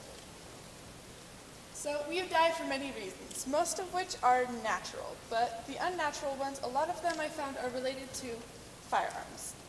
Now, I'm not against them. I do like guns, I do like deer meat, it's really good. So I did some research and found that in the year 2017, 37% of gun-related deaths were homicide, 3% were accidents, and 60% were suicide. As you can see, the suicide one is very scary, especially in these growing years where suicide is becoming a bigger impact on our culture, and it's becoming very more a social thing than a scary thing. So my solution was gun guards. They are pads that go on a gun that are biometric scanners. They do not require the internet, although they are computers. They can give alerts and turn on an automatic safety on the gun that makes it so that you can't shoot the trigger or use the gun unless you have your biometrics in there. This does not replace the gun, it adds to it, and it is good because it is controlled and it makes the gun safer. So how do they work? Everyone has different fingerprints, but as we all know, fingerprints can be changed with something as simple as Play-Doh or tape. So instead of fingerprints, I did biometrics. They're very unique to each person, and with computer recognition, it can be brought into the computer in the gun and can access the internet with the choice that it can. This isn't for sure because I haven't made this product or designed it further myself, but I do plan on it having access to the internet only to send alerts to the person who owns the gun. So say one of your kids gets a hold of your gun and tries to shoot the cat. and then it won't go because you don't let their biometrics get on there or on a system. So that's it'll send an alert to your phone and not let your kid shoot the cat. Even though you guys might hate cats, but that's an example. Say it's fine with me. So, why do we need them, and are we trying to get rid of them? Some people are getting rid of them, not a lot of Utahns, but yes, some of them are. And granted, this won't solve the problem of violence in our communities and our states in general, but it will lower the unnatural death rates, especially caused by firearms and violence. There will be less violent disturbances. That doesn't mean that people still can't get their hands on guns, but it does mean that if someone gets a hold of an officer's gun, then they can't use it against the officer. Or if they break into someone's house, they can't use that gun against the people in the home. So this will ultimately lead to lives being saved. And when I say think of the possibilities, I think like from cats to your grandmother. A lot of things can be changed because a gun can't be used by the wrong people. So as a product, I found the average manufacturing price for biometric scanners can be from $50 to $2,500. If you have phones, that includes like the little pad that can scan your fingerprint. Those can be up to $50 for biometrics. So for mine, I found that the manufacturing price for my gun guards would be $350 to $650. Now, unlike those guys, I didn't up it up to 200%, and I kept it at $15 to $35. So the customer's price would be $385 to $878. And currently, with this current research, it is only going down. My prices for this are low because the importance is on family and it's not on the price of it and how much I get out of it. So where it'll be right here on small handheld guns, where it'll pick up these biometrics of the fingers, and also over here, it'll be right here, and right there, where you naturally hold a gun. If you don't hold your hands there, then I guess you can't use it. So, as a company, I would be working with gun manufacturers like Remington, Mossberg, Glock, and many more to be able to get my product out there. And by using trusted companies like this, people would know that my product is trustable, it is usable, and it is safe. How do I make it known? I'll do it through videos and imagery on television, YouTube, and other social media. None of this is for sure, like I said, but this is a general plan. Thank you. Any questions? Good job. Yes, good job. Let's start there.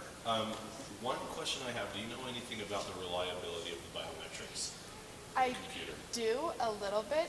I have done some research and I found that fingerprints, like I said, can be hacked, and biometrics are about 80–85% reliable. So, like I said before, it's not totally reliable because someone can just use a normal gun without it and shoot your cat.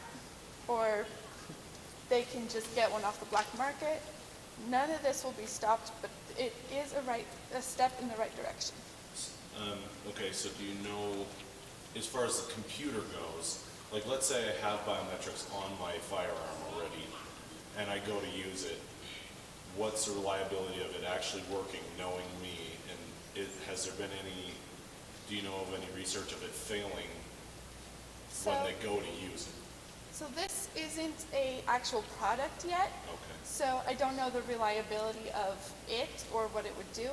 I do expect that it would have defaults or problems like stuff usually does, but the reliance of it would be that it would recognize your biometrics, and if it doesn't match into what you put into it, it would put on an automatic safety that goes off inside of the gun, not outside, so that you wouldn't be able to use the gun even with taking it apart. Is this just trying to envision this? Because I understand there's no product yet. Yeah. Is this something that you would more license with a manufacturer of a gun? Yes. So instead of it being a aftermarket implemented, you'd sell this to Remington or Sig Yeah, Sauer? so I plan on working with Remington and other companies so that people could bring their gun into a company that works on guns and they can get that addition to their gun. Just thinking with the research and development, I mean, 'cause you're gonna have to do a bunch of R&D on this. Yeah.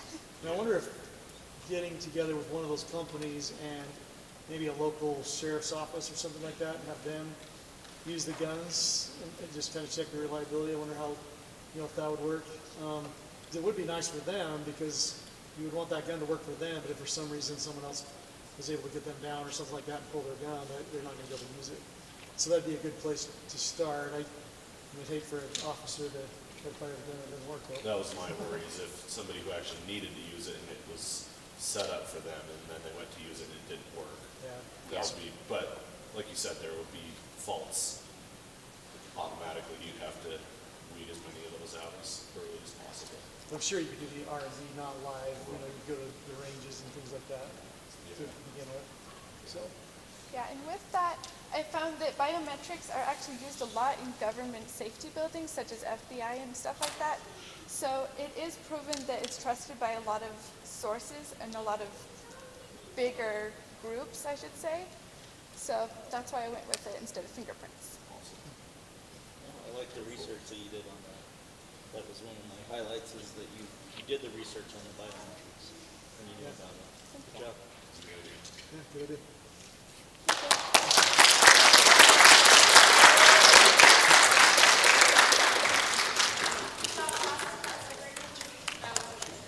Our next contestant is Liz Seiler, and her business idea is lit shirts. I have another business idea to share. So, there's these apps you download on your phone. One idea, I don't really have to do anything for this, but it's a camera app, and you download it, and your phone camera. You always have your phone on you. You can always have a camera with you. Cameras don't break. Hello, Eliza. Hi, Sharks. Hi, Are you all right with shaking hands? I'm Yes, perfectly good with shaking hands. Thank Nice you to for meet you. asking. I've been vaccinated. Nice to meet you. Same. Sorry. Sorry. So, Sharks, do you like to read? Yes. Yes, I know you like to read. What do you like to read? I will nod as if I do like to read. Okay, what do you like to read? Fiction. Fiction. I like fiction too. And some of my favorite fiction is classic literature. I love Jane Austen. I love Charles Dickens. And I went on to Amazon the other day and I was looking for a shirt that had any quote from either of these two authors. And guess what I found? Nada. Not a single shirt. So that's why I created this company. Here he comes. Sorry, did you have a slide?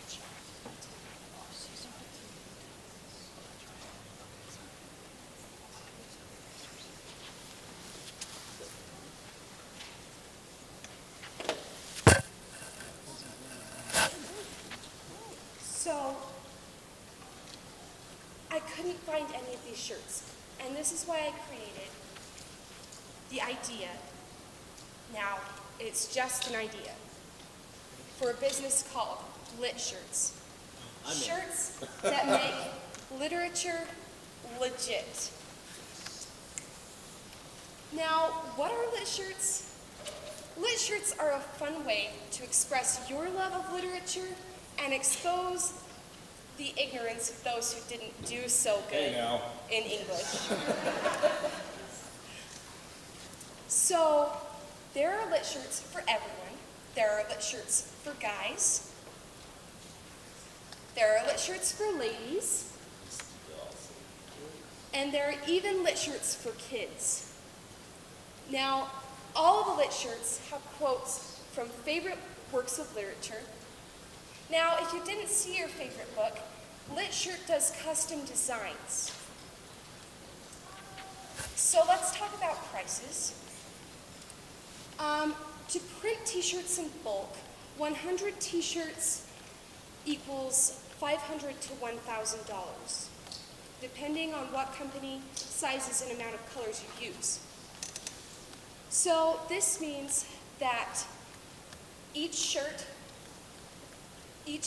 of the 100 shirts will cost $5 to $10, but I will have each shirt cost $15 so that I can increase revenue and be able to print more shirts. I hope to sell at least 5,000 shirts this year.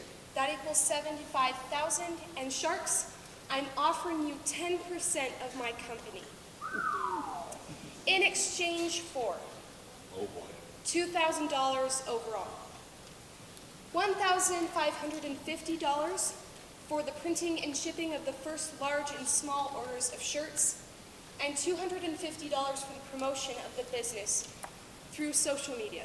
I'll use platforms like TikTok, Facebook, and YouTube. So, after I've made lit shirts a thing, I hope to expand it.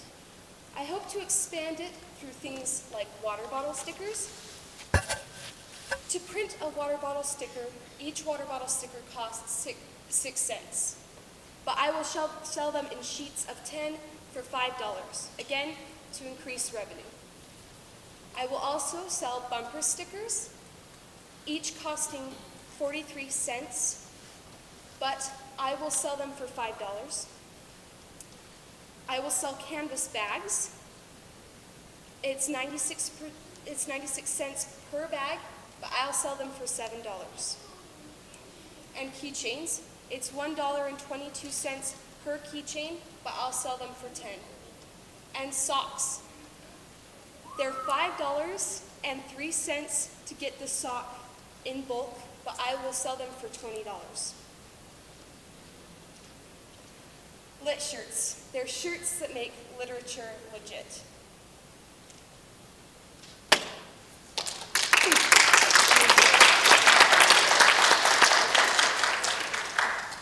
So you're gonna be Jaden's competition. Maybe you Or and Jay partner. can get together and. Hey, so that is an original idea. I've never heard of this before. So I think that right there in itself is gonna make it move. I think, you talked about some advertising and things like that. I think it's a great idea. Thank you very much. Yeah, no problem. I actually can see a ton of people doing this, and even people that don't know what those quotes are, that they might catch on, you know what I mean? And it might lead them into some literature too, so it might get people to read a little bit. So that would be even another benefit from it. But I'm kind of wondering, like your logo. So someone saw one of those shirts, and it had that saying on there. How would they know that that's a lit shirt? What kind of branding would you put on it? Like, would there be something on the sleeve or something somewhere so that somebody go, oh, that's a lit shirt? So yes, for certain, on the back tag of the shirt, it will say lit shirts. But I'm also planning on either having printing done on the sleeve or right here on the shirt. Just small so it doesn't take away from the design on the front, but it will be there. Yeah, so but people will know what it is? Yes. Awesome. One question I had too is, what about copyright with some of this stuff? Have you looked into that? Is there copyright on some of these things? Or? Yes, so on a few of them there are, especially ones that aren't in the public common. So for now, while my business is still small, I'll be using quotes by authors that have been dead for over 70 years, or books that are that are available to the public. So you've done your research. That is available if they met that criteria. Yes. So a couple of my designs weren't, but those aren't shirts that I'll be selling until I have enough money to pay the authors or the publishing companies to use that quote. Okay. Cool. just Thank you very much. You've got your 10% right there. You pitched this right to the library. You hooked me. librarian. What were my questions? I have one while he's trying to think of that. I had a couple questions. Have you looked into partnering with any other t-shirt makers already who already have their costs down? So you can kind of sell the concept idea and have royalty instead of going through the process of, because textiles, as has already been presented today, is a huge, crazy market. And I think that if you can jump into a partnership somehow, that might streamline your revenue a little faster, but have you looked into that at all? I agree. So the printing of my shirts will be done through the company Canva. Oh, okay, good. Yes, so all of my prices are done through them, and I can get pretty good offers through them. The rest of the products that I'm going to move towards are done through different companies. So So Canva will give you the shirt Yes. and the text. yes, yes. Is it going to be customizable for the consumer to just go on and type whatever they want with whatever font they want, or are you going to have set quotes?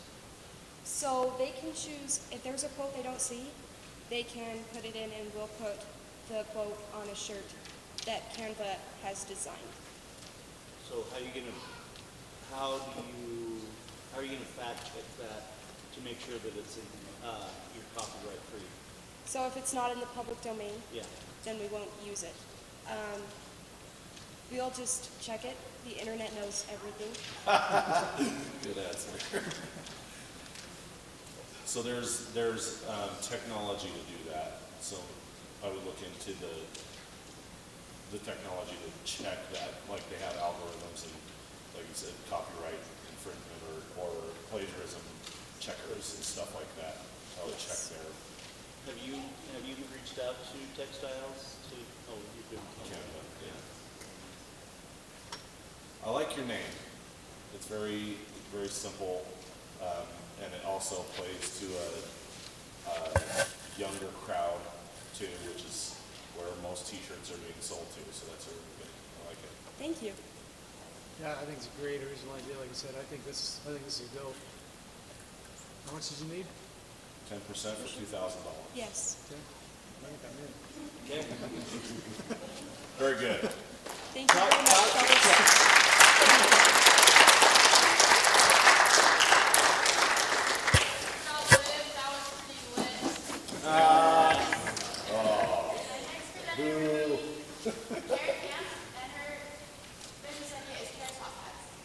Okay, hi Sharks. I'm here to play Shark Tank, and I'm asking for $10,000 for 10% equity of my business. I'm playing Shark Tank. Coming out swinging. All right. So my business is a hot pad business. It's based at home, and the great thing about this is it's something that everybody needs. And no matter what, you need a hot pad in your house for safety reasons. And the good thing about them is you burn through them, so you can always have more. The good thing about my hot pads are they double as hot pads as decorations. You can hang these in your kitchen, and you can display them to everyone, and they're always handy.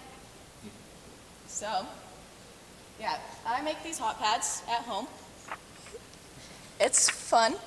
I enjoy doing it. It's a good way to keep me busy. And yeah, one way that is very good to sell these hot pads is they make great gifts. They make great graduation gifts, great Mother's Day gifts, and just a great gift for anyone, a great neighborhood gift, and they're fun. So, I need help advertising these. I have been selling these hot pads for the last year. I've had 600 sales over to 20 different states, and I sell them locally on Etsy and on eBay. As you can see, the hot pads are thick. You cannot get burnt through them, and they're reliable. So I have a commercial because advertisement is what I'm struggling in right now, because I do have a good product. So I have a little commercial for you guys. Cooking, one of life's many wonders. But one of the most important parts of cooking is taking out the food. Now, you don't want to do that with a faulty hot pad, do you?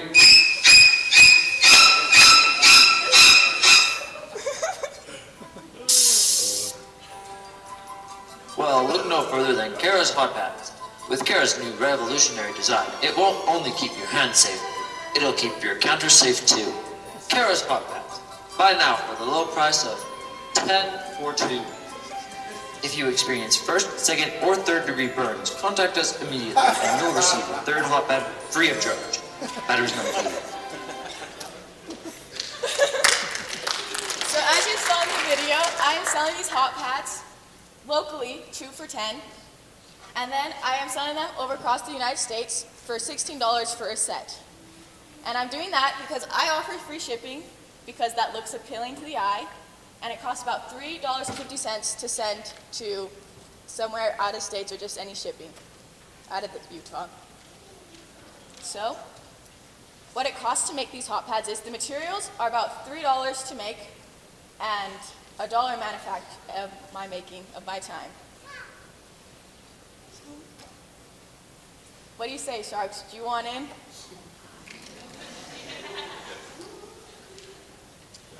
Was a well-cooked presentation. I will be a customer. Ever since we're playing. I know, I'm playing Shark Tank. When you said a set to be shipped, is that for 2? Mm-hmm. You got a set rate for shipping? Like there's like some kind of, like do you have a box or do you have like a certain, like, because it costs you said $3.50? It costs around $3.50, yeah. No matter where you go in the United States? Pretty much, yeah. We've got a pretty good way to ship them. Okay, cool. So what is this? It's just made out of a lot of layers of fabric that we sew together, and then we quilt it, and then I cut through the edges to make it frill.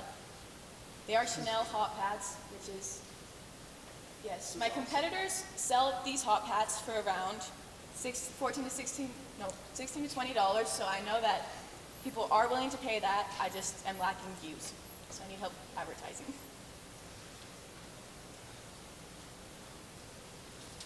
How long does it take you to make a pair? Around 30 minutes. And remind me again what the cost to make is, including labor. It's $3 in materials and $1 in labor. Okay. So if you can make 2 of these an hour, you're making $2 an hour. Yes, and I would like to sell them for more once we get out there more, but as a small business starting. Are you on any social media or anything? Yes. Where are you at? Facebook, mainly, selling to the community. So And- word of mouth. Yes, word of mouth is a big one. And then I get around 600 views a month on eBay and 150 on Etsy. Do you have any packaging, or do they just go in a? We just put them in an envelope and envelope. ship them. Cool. So maybe something to look at is some kind of branding to go with it, a business card. I am a huge fan of stickers. So if you look into stickers, though, people love stickers. I love stickers. Just throwing that out there for everybody. But yeah, Stickers in your packaging. yeah. If you sell me your product, and I can advertise for you with a sticker. If I put it on anything, a binder, a mini fridge, or something like that, I can advertise for you if you give me a sticker. A business card is great too. It helps me give you. Isn't that a sticker maker? Can't you just Yeah, sticker isn't that Oh yeah, crickets for water bottles. Cricket sells sewing machines too. That embroider stuff. I love the commercial. That was The original. commercial is hilarious. Yeah, the commercial is hilarious. I think that's a good way to market it. Now it's just a matter of how you get that out there. Do you get hits off of that commercial? Is that posted with all of your other It's stuff? posted on YouTube, but I'm not advertising that Tie them yet. all together. Tie Yes. them all together, so it's like. I'm waiting for, some good ways to advertise in big names. What happens when you start selling quite a few of these and you're starting to get a lot of orders? And you plan on hiring more people? How do you, or try Yes, to so like right automate now, the process or something? Or? I have more inventory than I sell. And then once I do get started in big sales, I could hire more people and train them to make it. I could target teenagers and get them something that they can do on their own time at their home, and then they bring it to me so I could get that age area into jobs. You could go to a care or a assisted living home and have them help you as well. But marketing. What market? I know. Because they need something to do. I'm just trying to, how do you help for market? You guys don't need to save me. You don't want to. No, I think these are fantastic. Obviously, I think, I don't have $10,000. That's why I'm playing Shark. but a concept, a thought might be, I mean, Etsy is a great online space. Obviously, the social medias, but looking into like, Bed Bath and Beyond, stuff like that. Maybe in the long-term plan, you can get some custom stuff made and some brick and mortar. Get in some boutiques. Yeah. Hit up some trade shows and stuff. The art festival. Oh yes, Yeah, it's a yeah. good one. Craft fairs are great. Have you been taken to the Yes, art I always sell them at craft fairs. Good. They're really cool, I like and they seem very reliable. I think they're awesome. They're unique too. They are. That's what I really like about them. Very good. Good job. Good job. Yeah, you guys are welcome to keep them.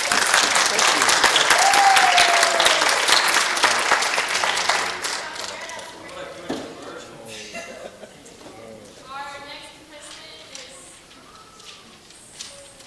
Cyrus Wizards.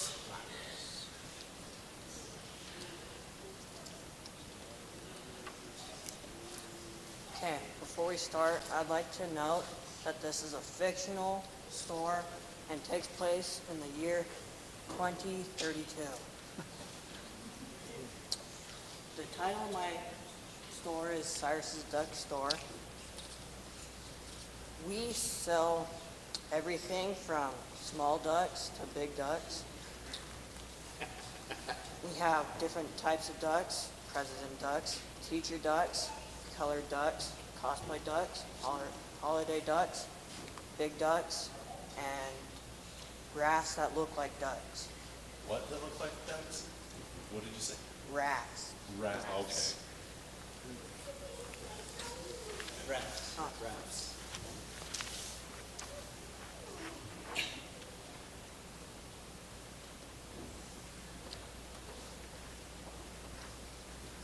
Okay. For a kilogram of rubber, it is around $2.35 to buy, and I send that out to someone to shape them into ducks for another around $1. And so the basic ducks are $1.50. The colored ducks are $1.75. The president ducks are $2.50. The teacher ducks are $2.50 also, the same. Cosplay ducks are $3.25. The big ducks are $9.99, and all the other ducks not mentioned are $2.75 to $4.99. The rafts are $59.99. We also sell T-shirts, mugs, personally signed ducks. The T-shirts are $29.99. The mugs are $6.99, and the signed ducks are $12.75. We are also working on hats, which will be $14.99.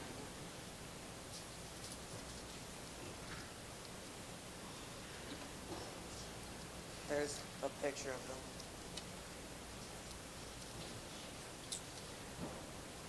Can you go back to that last picture real quick?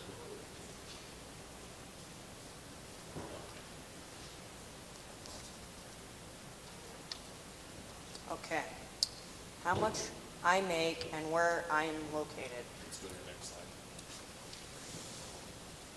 We have a total profit of $3,281,930 over the course of 8 years across our 7 stores located in New York, Miami, Los Angeles, and San Francisco, Salem, Augusta, and the place where it all started, Fillmore, Utah. Those are some pictures of the ducks.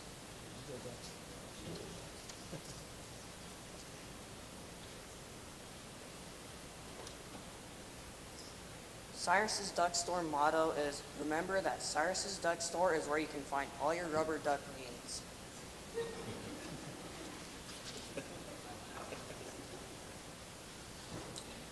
Warning, choking hazard, small parts, some toys may not be suitable for children under 3 years. Parents exercise caution and use choke tube testers to verify safety. Click there to email me. And that's the end. Very well.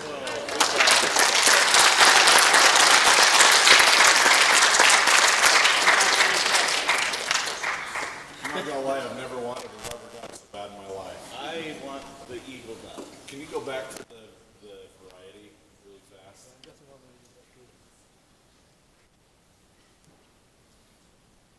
Okay.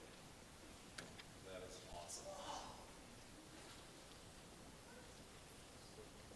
So what is your likelihood of you said this isn't going to take place until 2032. Is that when you're hoping to meet this goal of 410,000 a year in sales?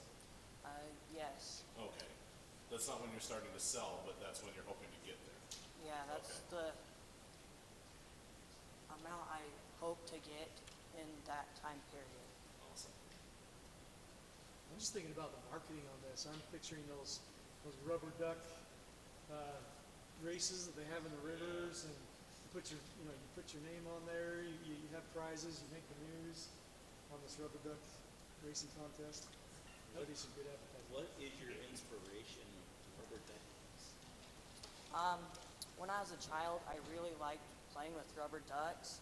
So I was just thinking of business ideas, and that just kind of popped into my mind. What's the competition like for in the rubber duck market? So I looked into this, and I believe so far there's 3 other rubber duck stores that I could find. One has about the same price as me, but a little less variety of ducks. One has, like, the regular duck would be $3, but they have at least 500 different types of ducks. So what's the size of the large duck that you're getting? And oh yeah, there you go. The large duck will be approximately 6 inches long, 4 inches wide, and 5 inches tall. I want that one that says it's 4 feet long. That's a raft. Oh, that's a raft. Yeah. There we go. That's pretty good. I like So it. are you gonna have a running theme of all of the presidents, or are you just picking the popular presidents? I will plan to have every president that there ever has or will be, and keep updating them every 4 years.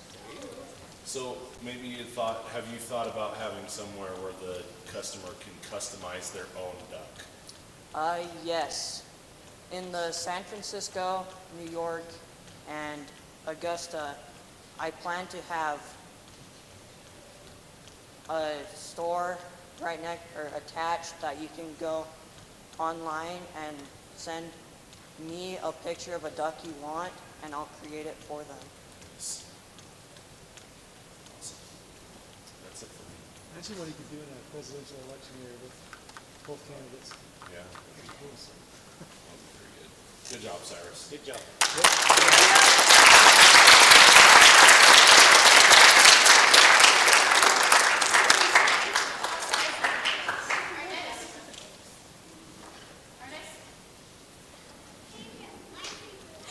Arden will be the next one to represent Business Idea, which is screensavers. And before he starts, we just wanted to mention that this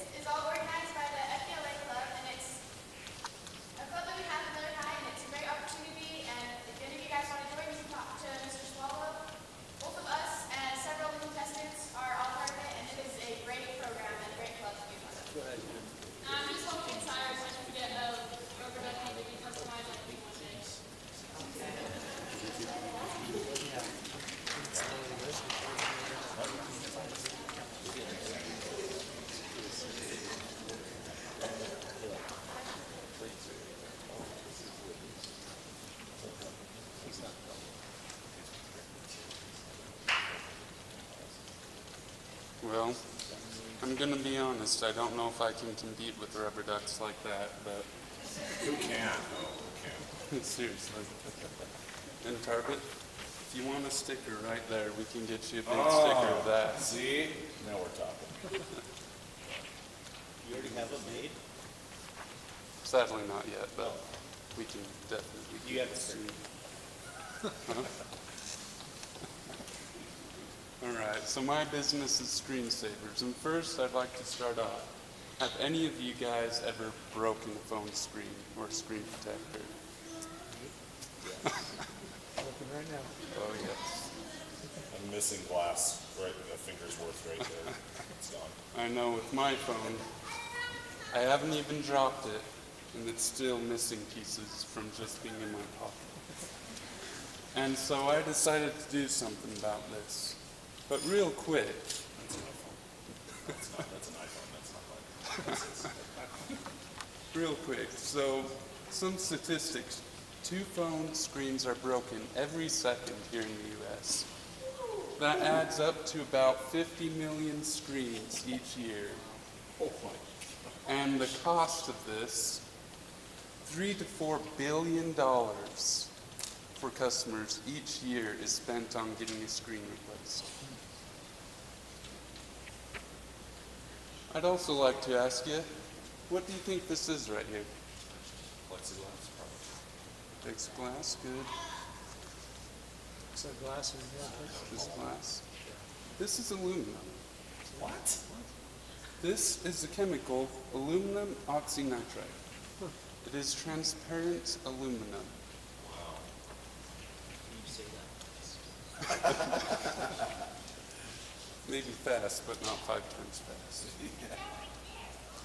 Now this, of course, is as strong as aluminum. Sadly, you can't make aluminum foil out of it. It is a ceramic. I think they tried it. Can't be eaten invisible aluminum, if that's your thing. Then,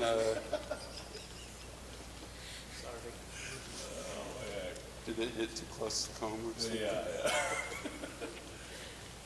One other thing it does is it actually provides better visual quality. It is more transparent than glass. It allows more light through. And it has the same ceramic feel as your regular screen protectors.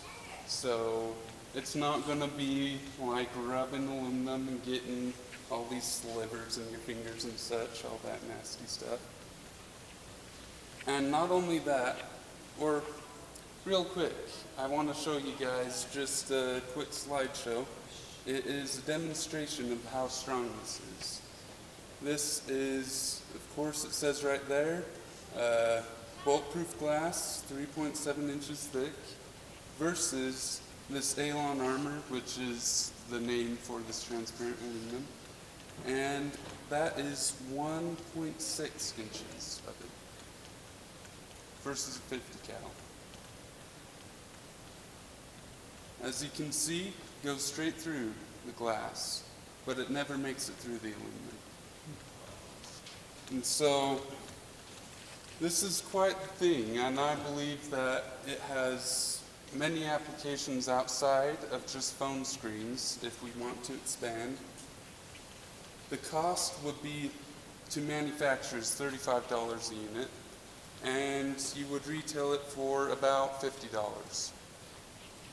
And then it's built to be sold wherever phone products are sold, if it's online stores like Amazon, of course, and advertising, like was said before, social media platforms. And hopefully, my hope would be getting it to places like Walmart and Target and such like that. And yeah, as was said, I believe it would be a very useful product. There are 5.3 billion phone users in the world, and there's a huge potential for capital on that, and potential for just billions in revenue. And do you have any questions on it? Do you have anything marketed yet? Have you sold anything or any proof of concept? No real. So this product is very hard to get a hold of because it's just starting to be manufactured. It costs $15 for a cubic inch. So it's in the very basic steps of getting manufactured and getting just explored at how it works and such. So no proof of concept yet, and there are other companies that are trying it out. So there's other people that are using this. yes, That are investigating this. yes. I didn't think there was, but then the last time I checked about an hour ago, there are companies starting to do it. So what are your plans on how to distinguish or put yourself out there ahead of these other companies? yes. What's going to make your product better than their product? Well, one thing we would have to do is figure out,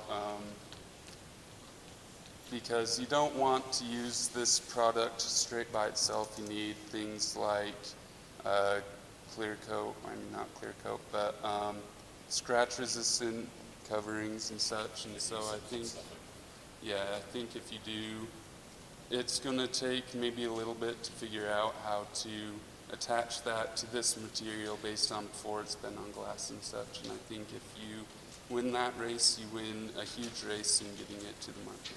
So what are your plans on expanding outside of just screensavers? Obviously that's a huge demographic, but obviously you said that it's more transparent than glass. Mm-hmm. So the what's the word I'm looking for? The different avenues you could take. I mean, we're talking actual glasses that people need. Obviously windows, car windows, safety, school security, that kind of thing for windows. You know what I mean? Yeah, it's really endless. Like, I thought about that. I got these last week, and I'm hoping to not put any scratches in them, but I see a few spots already. And then, like you said, there's just all sorts of places. Security is a big thing. Like you saw, there's bolt-proof glass. This could just destroy the bolt-proof glass market if it takes hold. And other things like targeting, military implications. Their current targeting, they have coverings of bolt-proof glass over their sensors, but if you use this, then the infrared can get through much easier, and so it's very applicable there. And really possibilities are endless.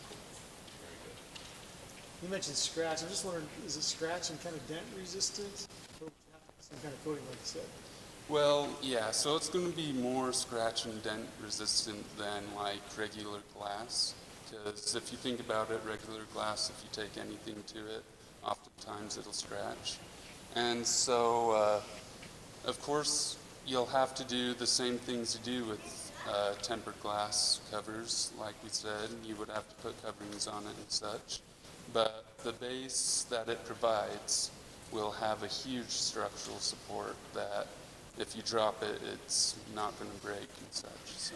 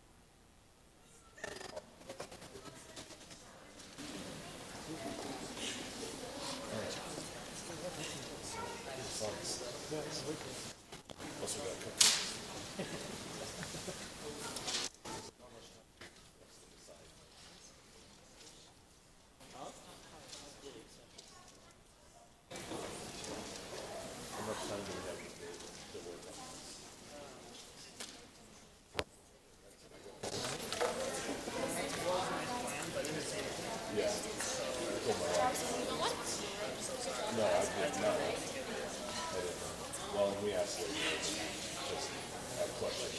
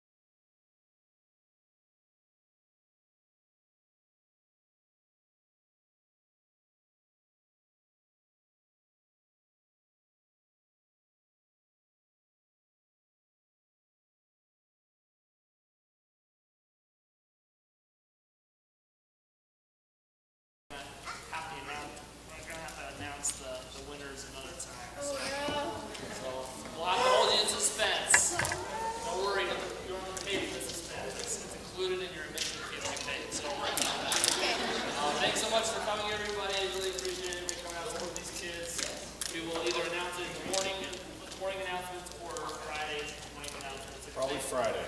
Probably Friday. We want to, just legitimately, we want to take some good time and make some good decisions. We don't want to rush through it because those are some good prizes. Well, and You guys deserve it. And they also put a lot of time into it. Yeah. So we don't want to. Those presentations were awesome from every single one of them. Like they were well put together. Like that was good. That was impressive. Okay, before any of you guys leave, can we get all of the contestants to come up here for a picture?